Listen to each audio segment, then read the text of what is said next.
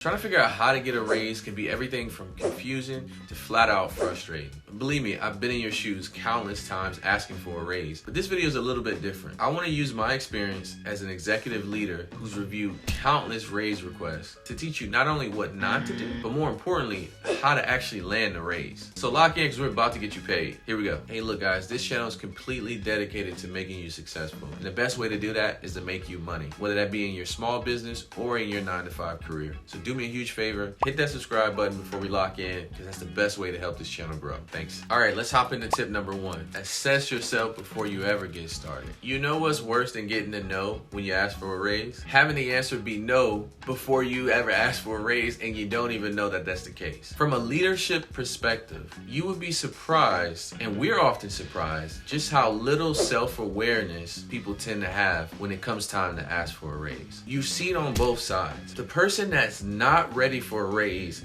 has all the bravado in the world. They're asking loud and they're demanding, and they're under the illusion that they've already earned the raise several times over and that you're doing them a favor. Inversely, on the other side, the employee that's been working hard and diligent and is ready for a raise often has to be pushed by you because they're not gonna ask for a raise. So here's what I want you to do. I want you to take an honest assessment of your work performance. Let's start with the obvious. Review your past performance reviews to make sure that you're tracking at least at a meets expectations level, but ideally above that level. Number 2, I want you to check your brand, talk to people around you, but more importantly, talk to your leader and talk to other leaders that interact with you to see what your brand is in the company. The worst thing you can do is have a terrible brand and set yourself up to be surprised that the answer is no around your raise because of your brand. Again, you can have a great work ethic and be getting stuff done, but a terrible brand can actually derail you just as much as being a terrible worker. Don't get caught off guard there. But then lastly, and this is critical, I want you to make sure that the work that you're working on has the highest value to both your manager and the company. Ideally, it will be revenue generating to really put you in a position to ask for a raise. But if it's not, make sure it is some of the most valuable work coming out of your department to almost guarantee your success when asking for a raise. Number 2, timing is everything. I'll let you behind the curtain here a little bit from an executive leadership perspective. We all universally know, as all employees, that there are certain periods of year for performance reviews.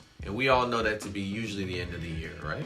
In most companies. What you don't know is the budget planning cycle that could also impact when you ask for a raise and the answer you should get on the other side. I'll give you an example. In first quarter, between January and March, most companies are assessing their early performance. Everyone's brain is focused on the new year and laser locked into their goals. This is one of the worst times to ask for a raise because the company's still trying to assess early performance for the year, and they want to prepare in the event that it's a bad year by locking down expenses as best as they can. Inversely, we know the end of the year, when performance reviews are being done, are already a time when the company is assessing overall performance and the raises associated with that. In most cases, there's really no need to ask for a raise during that period unless you feel like you're grossly underpaid. Then of course, take a shot. One of the most ideal times though are between the end of the second quarter and the third quarter of the year for 2 reasons. 1, the company is starting to get an idea of what the final forecast for the year will look like, meaning how much money they will gain or lose for the end of the year. And they're starting to assess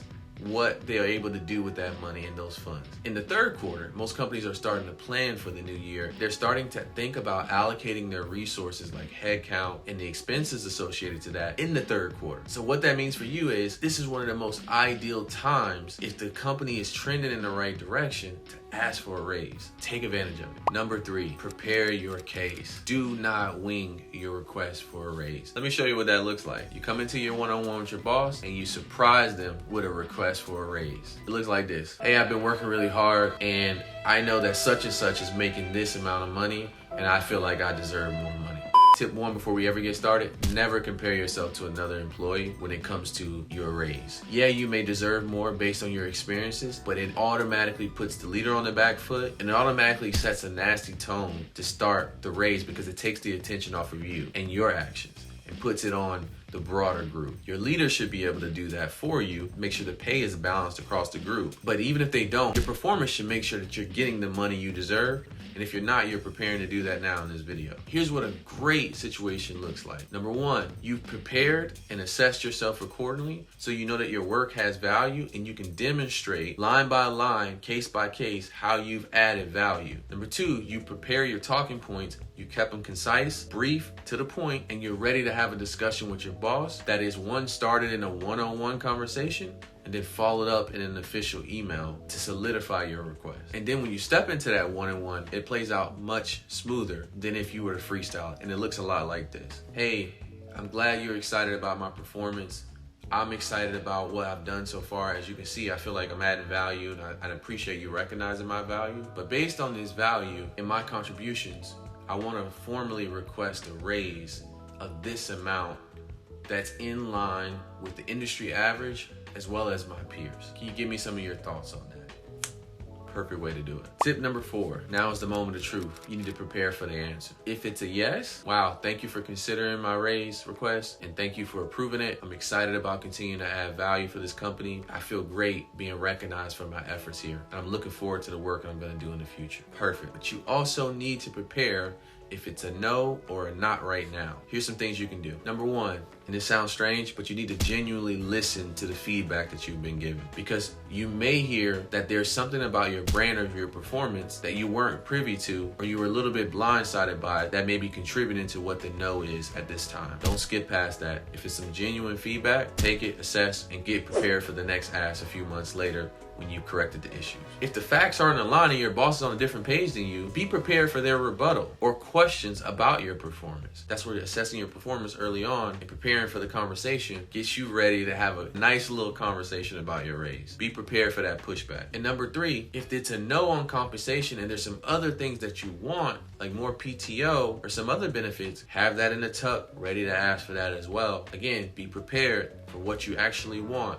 because there may be some alternatives to money that are just as good to you, i.e. like a request to work from home, that you may be excited about. Have that in the back pocket just in case you need it. And then lastly, and this is like pulling the red cord, be prepared if the answer is no, need to prepare to leave. No matter what happens in this no phase, treat it as if it's a yes and say thank you for your consideration. I appreciate you hearing me out. That's all you need to do. Don't be disruptive, don't be disgruntled. Keep operating that way. And if you do decide to leave, you can tell them when it's time to leave, not before. And lastly, prepare for what's next. On the other side of a raise, there's often more responsibility, it's often higher expectations, and it's often pushing you higher among your peer group to start to be recognized for an actual promotion. All of those things you wouldn't believe would come with a yes. As a hiring leader, the more you're paid, the higher the expectations. Be prepared for what comes with that. On the other side of things, if you've decided that it's time to leave, do me a favor.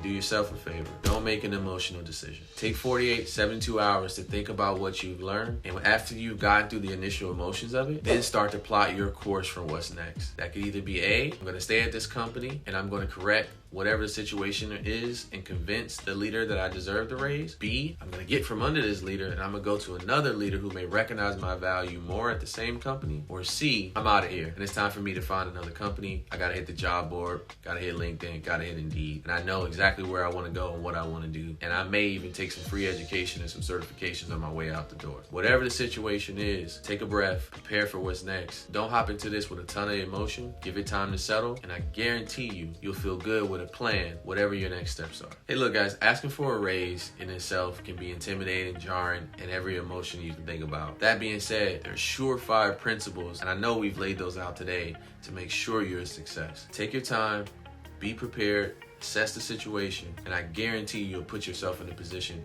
to land that raise. As always, you can do anything with God and hard work. Hit that subscribe button for me right at the top. My name's RP. Peace.